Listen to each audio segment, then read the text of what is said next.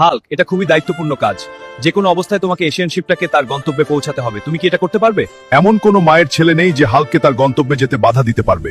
ঠিক আছে হাল্ক, আমার তোমার উপর পুরো বিশ্বাস আছে। বন্ধুরা, আজ আমরা খুব বড় একটা কাজ করতে যাচ্ছি। যে কোনো ভাবে আমাদের জাহাজটা উগান্ডা পৌঁছাতে হবে, তাই সবাই নিজের নিজের পজিশন বুঝে নাও।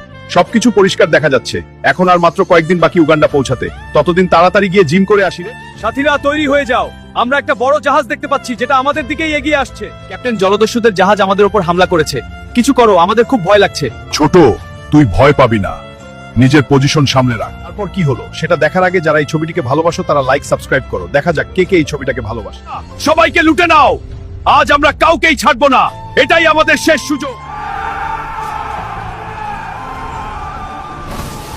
শালারা, তোদের মতো পোকাদের এত সাহস যে হাল্ক ক্যাপ্টেনের জাহাজ আক্রমণ করেছিস? দেখ আজ আমি তোদের কি করি।